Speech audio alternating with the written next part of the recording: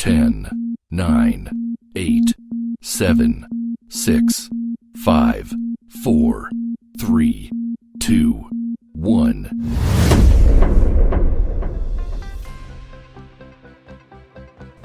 I want you to forget everything about your cancer. I want you to forget everything about what your doctors have told you. I want you to forget everything about your treatments. And I want you to start with a blank slate. This is Dr. Tommy Anelli, and this is the CROC Podcast. Howdy, CROC Nation. This is your friend, Dr. Tommy Anelli, sitting here, as always, to my left, Angel Santana, my producer, co-host, and dear friend. How are you, Angel? Been a long week, but I'm excited for tonight. Angel, I'm very excited about today's podcast for many, many reasons. We have a special guest. We have my friend Allison, who's going to be talking to us about survivorship forms and planning. We also have another surprise today. You know that the CROC Nation is starting to get a little tired of the defining survivorship module that we've been on since, 1993, right? Seems that way. So today, as we get close to the end of this module, you and I are going to take a field trip. You and I'm going to take you out. I'm going to take you out for ice cream. Oh, nice. Well, you're on a diet. I am. So maybe it won't be ice cream, but let's check. It's an analogy. You know, I start every podcast with a story, right? I can daydream. It's okay. Yeah. Well, what flavor would you be? Butter pecan. Not even a question, right? No way. There you go. You know what? I always trust the man who orders butter pecan. That was a good rhyme, right? Yeah. It's not so bad. So say we're in the country. We're in the country and we want to go out for ice cream. Okay. So how do we get to the ice cream stand? Now, nowadays, you would basically go in your car. You would go to your Apple Play or you go to your car GPS and you would say, Alexa or Siri, take me for ice cream. And they would basically put a GPS sort of route. You make a left onto Burlingham Road or right onto 302. And all of a sudden you're at Twin Cones, you're with Teak and V, and you're having a great big triple. Now this is a fantasy. So it's going to be a triple dip waffle cone of butter pecan for you. Now, Angel, I'm an old man and you're a young man. And I tell you guys this every time. So remember, you guys have the GPS. You have these car things. You have MapQuest. Do you remember the days when there was no such thing? I do, actually. So this would be the scenario it would be to go get ice cream back in my day, back in the days where we walked to school with no shoes, 10 miles in the snow, both ways uphill. So basically what we would do is we would say, okay, you're going to go down the county road. You're going to make sure that the black dirt and onion farms are on your left. You're going to make a right at the red barn. You're going to go to the dead skunk. You're going to go north by northwest by 3 miles. You're going to make a left over at the silo. And then there's your ice cream stand, right? I thought you were going to say railroad tracks. No. Oh, I forgot the railroad tracks. I have it here in my notes, but I forgot to say the railroad tracks. Okay. But my point is, okay, say you do that. Are you going to get lost? If it was me, yes. Anybody would get lost. Yeah. Allison, anybody would get lost with those directions. So let me ask you a question. I'm going to make this analogy a little harder.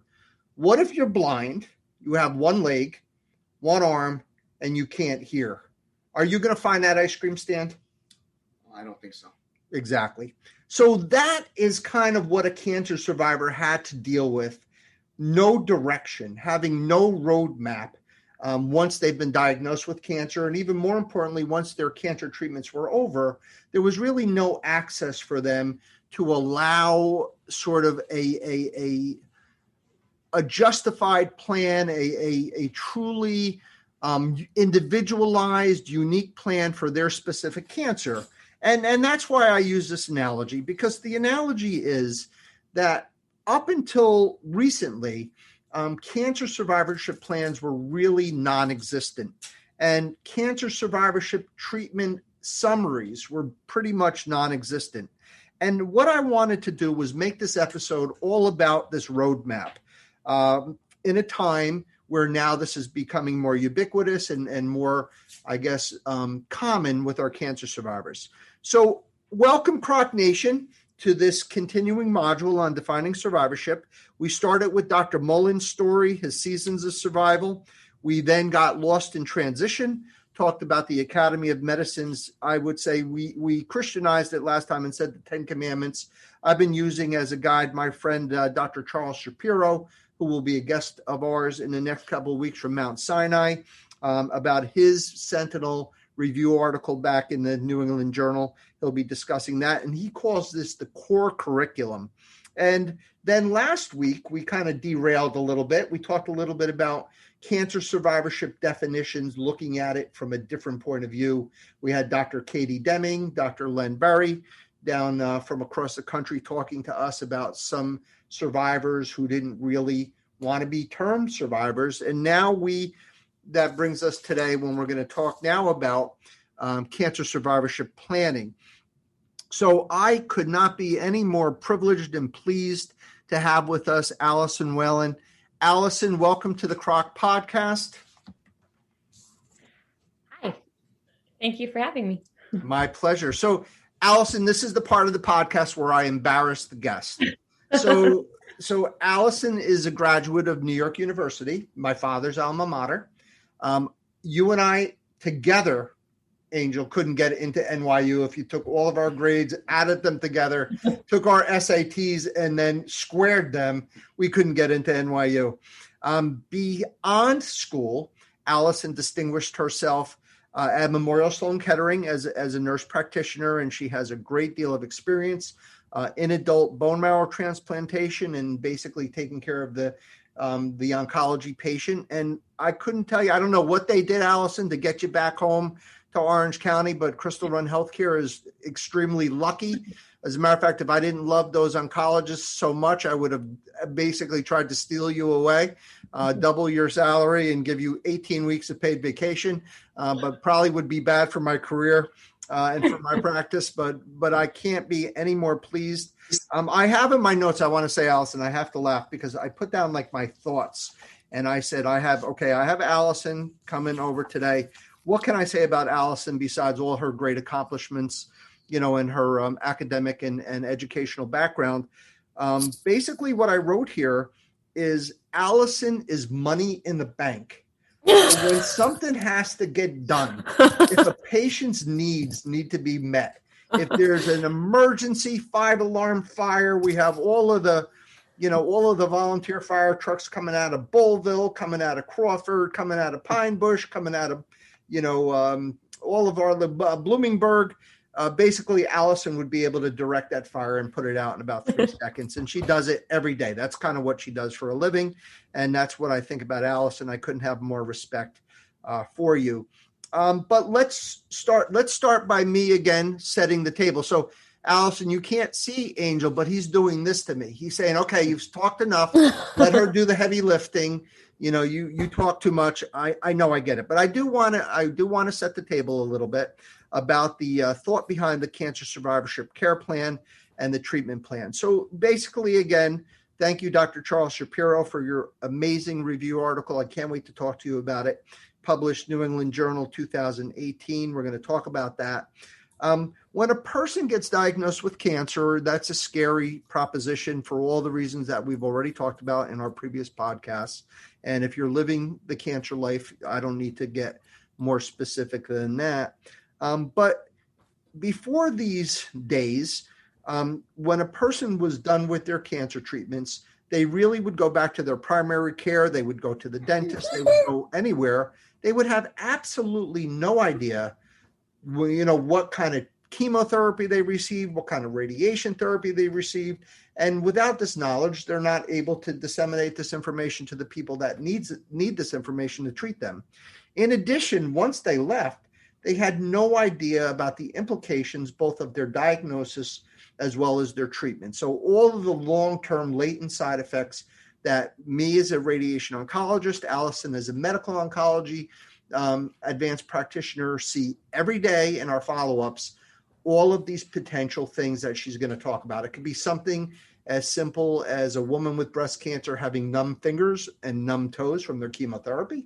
It could be something more problematic and catastrophic, like Dr. Mullen when he had the osteoradionecrosis of his sternum. If you remember that story, that was a real horror show.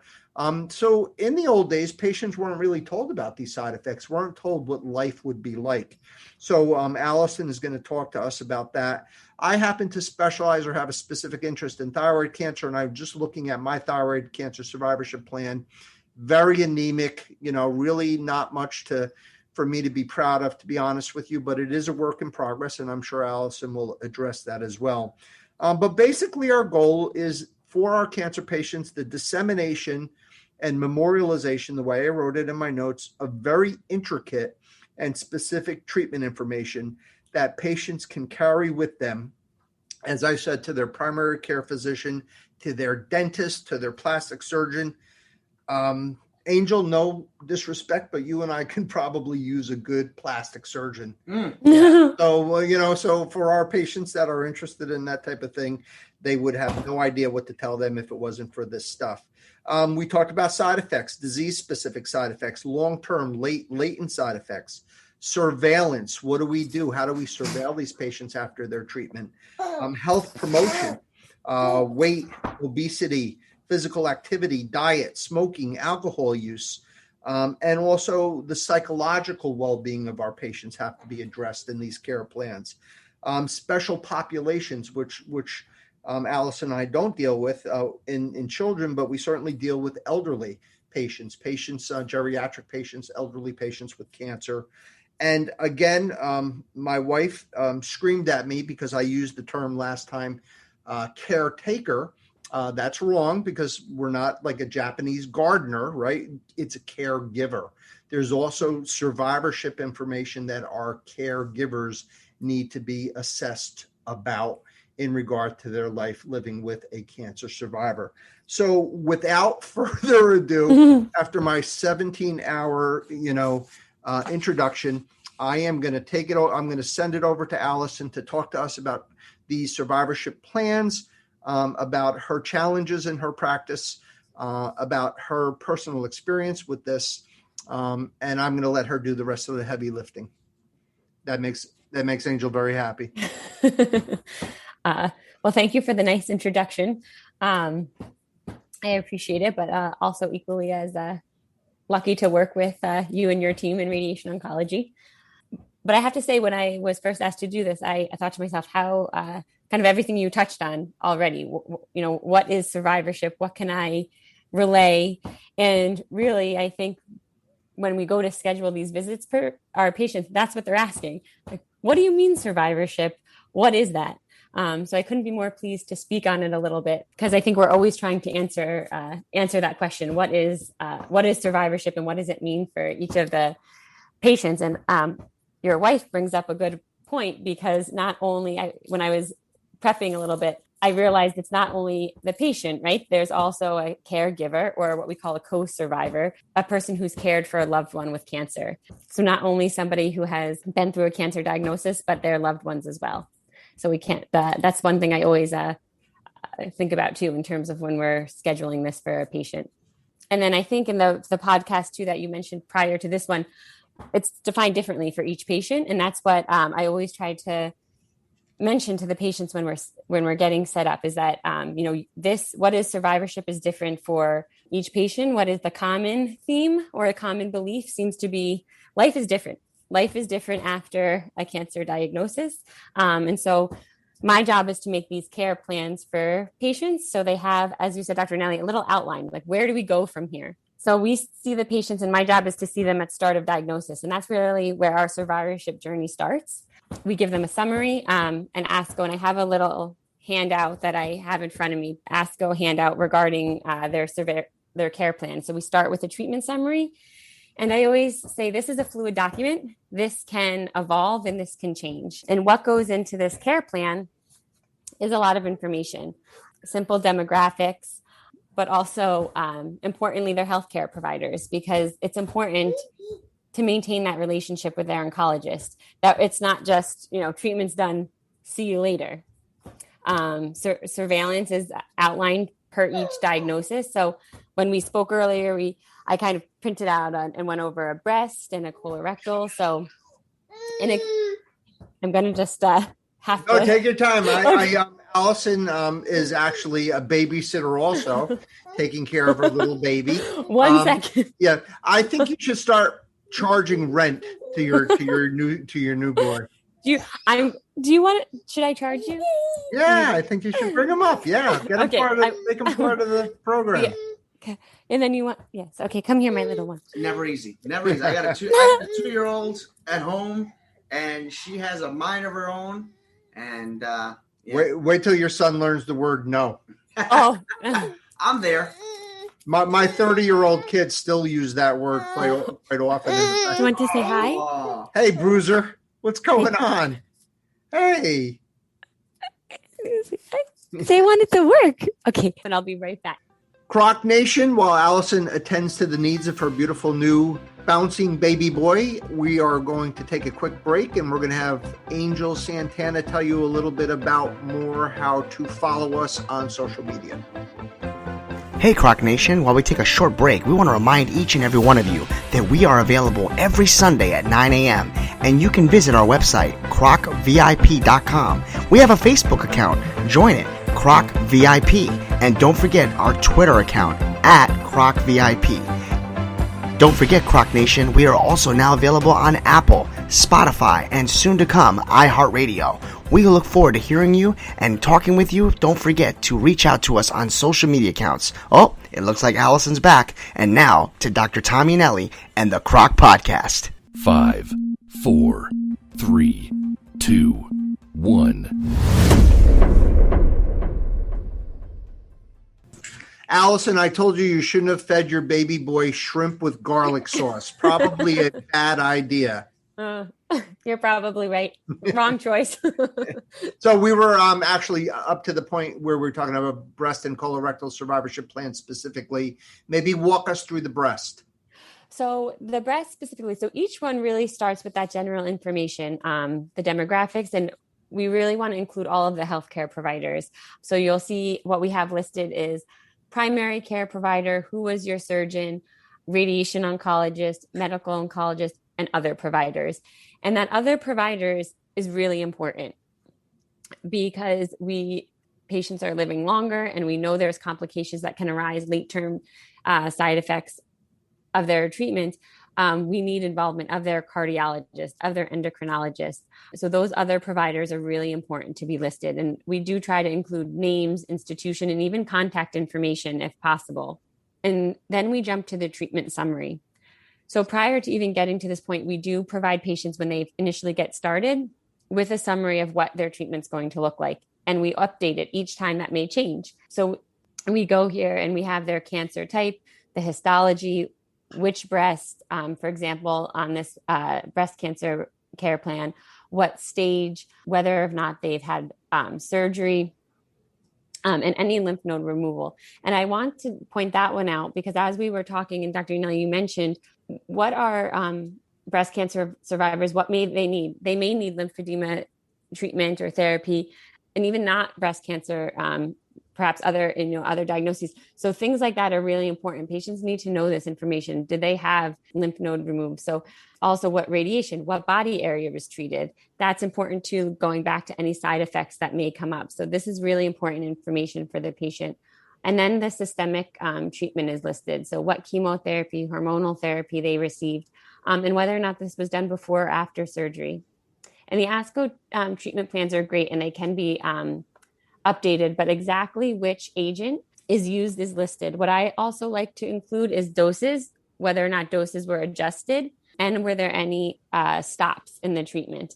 And then we have the end dates here, and we can really expand this. So we really can add to this to make it as thorough as possible. And then ongoing treatment, which is really important too. If somebody's having ongoing treatment, and then of course we have here, so whether that be, an AI and anastrozole, and that comes with side effects itself and what needs to be monitored. So that's listed here in our possible side effects.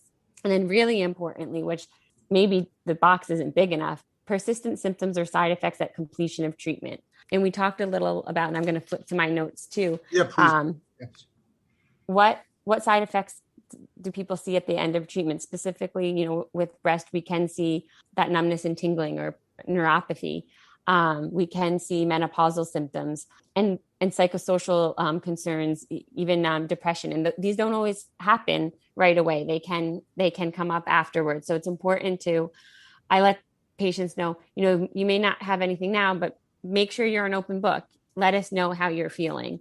And then really importantly too, with the breast cancer survivorship plan is the familial cancer risk assessment, and just making sure patients know if this changes, let us know. Do you have a first or second degree relative who was diagnosed? Maybe not at this time, but if that should change, the healthcare team should know about it. And then have they received their genetic counseling and genetic testing? So it's a lot of information and we're not even done going over it yet. But just on this document. This is really, really super important. Okay. A couple of things just to clarify for some people that may not know all the acronyms or whatever. ASCO is the American Society of Clinical Oncology, and we should put that site on our website for patients as a resource. The national, the NCCN, the National Cancer, NCCN stands for National Clinical Clinical Practice Guidelines. We're going to actually have a podcast just on that. Oh, there you go. Exactly. Perfect. Yep. The other thing that Allison had mentioned, I just want to make sure everybody's on the same page. You don't have to know the specifics as far as anastrozole and those types of things, because it's going to be specific to your site of cancer. And women, of course, with breast cancer would have heard of that drug. But again, the importance is having it on a piece of paper that's portable, and that type of thing. Allison, I have a question for you. Do you see a day when there's going to be sort of an integration of the modality? So the surgical oncologist will have an ability to edit this online, and the radiation oncologist could put in their 2 cents into this, like have a sort of like a master document that's electronic that could be then edited. As you mentioned, it's a fluid dynamic situation or document. Do you see that in the future? I think so. I think, especially with the electronic health records, and I think it only should go that way in order to make sure that treatment is more comprehensive for patients, and so that literally everybody's on the same page. And including the patient, most importantly. One of the advantages on a big institution like Crystal Run Healthcare, which is a big player in the Hudson Valley and in Garnet Medical Center, which is where I am, is having a multidisciplinary group of people where you have an in-house medical record, electronic medical record, where the primary care physician can have access to the oncologist things, and the oncologist can have access to the primary care. And if one of the patients has a colonoscopy, those reports would be then sort of linked together. And I think we both are very, very privileged, to have that. However, despite being a big in-house system, comment on some of the shortcomings that we're still kind of fighting against. You're very lucky to have a strong oncology crew. I actually really like, but more importantly, respect all of your oncologists. You have a great group of people. But you guys still have challenges. I mean, we're not where we need to be yet. What can you tell our listeners or our survivors about that? I think what a big challenge is, coming from, and I'll say a big institution, a tertiary center, and then coming to more community is sometimes lack of resources. It's a little, and not that they're not out there, but it's a little harder to find them. And I want to go back quickly, because one person who I failed to mention on this, the care plan, what usually we write is the navigator. Yes. And that's a really important person. And I failed to mention that. So that person, the navigators who work with our patients, and you could probably speak to that role a little bit better than I do. Well, actually, I'm glad you mentioned that. We're going to have a podcast over the next couple of weeks, actually, with the navigator's role. So, again, expanding this sort of, we're starting with we're trying to build a really strong foundation, and the navigators, you work with our navigators for sure. Mm-hmm. Do you also have in-house navigators as well? We don't. We have, not in oncology. In Crystal Run, I think, as a bigger institution, we have a care team. So if your primary care is within Crystal Run, we do have a little bit of that, like a care management team, but not in our oncology department, in the sense that, we work just so closely with the navigators at Garnet Health. So totally understand. So what Allison, friends was mentioning was coming from Memorial, even Memorial actually, and kudos to them. We call it the Mecca here, right? Over we hillbillies. Again, my wife's going to clobber me for saying that, but they did something very unusual for Memorial. They not that Memorial is not innovative; they certainly are, but they actually went out on a limb and they began probably one of the first supplementary medicine departments, which is extraordinarily strong, and that's something that we don't have in house. I don't think you do either. Which would be wonderful to have. The other thing I was going to say was I know Crystal Run, and I think that Michelle Corey or Debbie Spencer used to run this. You used to also have like an exercise group for patients, something where, again, some of the more peripheral needs of the patients would be met. And these are the things that I think we need to do a better job in. I know in our CROC, advocacy group and our patient support groups, that was always something that was really important for us to develop, was exercise and physicality and getting in shape and being healthy lifestyles. You do have in-house nutrition, which we do as well, which is crucial for our cancer patients. You have an outstanding pain department, Tom Booker, and my friend Dr. Foskowitz and that group. We said we don't know what to do with these poor patients that are in chronic pain.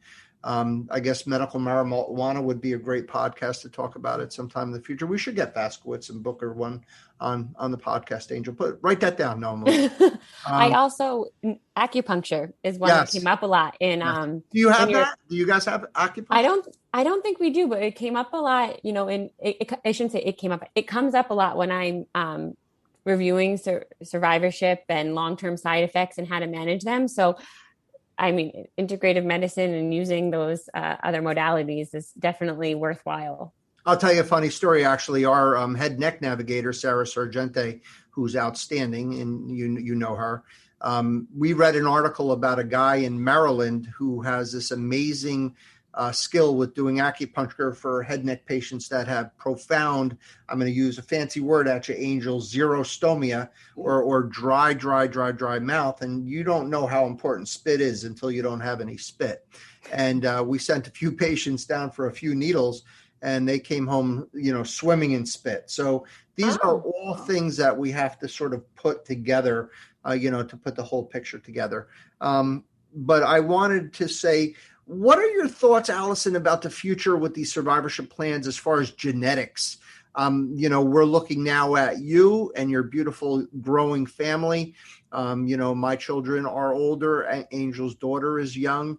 I think in the future, I think these kids are going to want to know what their genetics are. And I think their doctors are going to want to know what their their genetic fingerprints are, not just saying, okay, my grandfather had diabetes, but being able to actually see the potential, deletion or some sort of genetic translocation or whatever that might play into their healthcare. Do you see that as a future in our patients with cancer? Definitely. And I think it's already maybe starting a little bit too. We, even on these forms, we have, little checkbox, which is, again, not enough, but did you have genetic testing? What were those results? And like you said, I think especially in our younger patients, as we're, it's definitely become more commonplace, and working with a genetic counselor. So providing this information to our family, our children. And I think it goes back to what you're saying and making sure that each provider can add to these documents. And so they become more fluid. So that information can be provided because it's only going to expand now and in the future. Allison, 5 years from now, where do you see the survivorship plan being? Where do you see it in 5 years? Well, that's a good question. I only ask good questions. I think there's going to be a lot more of them, a much, larger document. I have the statistics written here, but I have to flip a little bit more. I think, today it was 15.5 million people who have had cancer. It was 60% were diagnosed more than 5 years ago, 17% more than 20 years ago. And those numbers are just going to expand. So we have to keep up.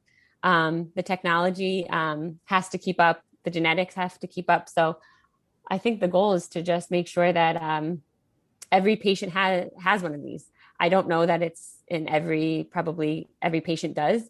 So it's important for us as providers to educate ourselves and our patients to make sure that in 5 years, each patient has this information and that, we're using those multimodality regimens. Wonderful. Allison, before I let you go, and again, thank you for sharing this time with us. You absolutely are a busy lady. You work full time. You have 2 beautiful kids. I know it was your husband's birthday the other day. You got a lot on your plate. And I'm so sorry. Yes. I thought your number was. No, this is great. Now when he listens to the podcast, he gets mentioned, right? So this is all really good. But do you have any questions for Angel and I before we sign off? Maybe just one for you. In 5 years, where is this podcast going to take you? What are we going to be communicating about? I'll tell you a funny story. So Angel is basically my podcast godfather. You know about CROC, right? We've been doing this for 20 something years. And for the last 8 years, we switched off a little bit. We've been working with Miriam and the Celebrate Life people that do the half marathon. And we've been working with them to help get grants out for patients for their healthcare needs that have no money and things like that. And I think about 2 years ago, we decided to kind of go back to a more clinical model. And I was very afraid of the technology. And since we were always face-to-face for 15 years, we would have monthly dinners and lectures. And, it was real flesh on flesh, kind of really being able to make an impact, a one person at the time impact. I finally 2 years ago thought, well, maybe we have to use the technology. And we started planning this 2 years ago. We sort of slowly, transitioned out of the Celebrate Life and we just basically got started. This is podcast, like you are on podcast number 5. You can say you knew me like before I became world famous. Before I became, whoever the Rock Hudson or whatever of podcasting. But and anyway, Angel got me started. He has a beautiful podcast I recommend to everyone. This is actually a great segue to start our gratitude shout outs. Angel Santana, Have Faith, Let It Begin, can be heard very, very, very frequently. Every day, as a matter of fact, you can get a dose of Angel. Rod Freeman at Small Biz Up, in case anybody out there has a small business and want to get heard. We're going to try to help grow our podcast through there.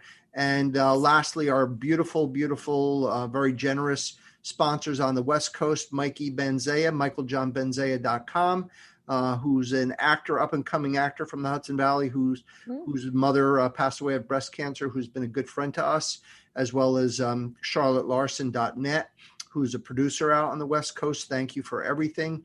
I want to say that in answer to your question in closing, Allison, all Angel and I want to do, or our only goal, where we see ourselves, is as long as we could touch one survivor, as long as Angel can touch one person with his faith-based podcast, and I and you and all of our other guests can touch one survivor who might derive benefit from this information.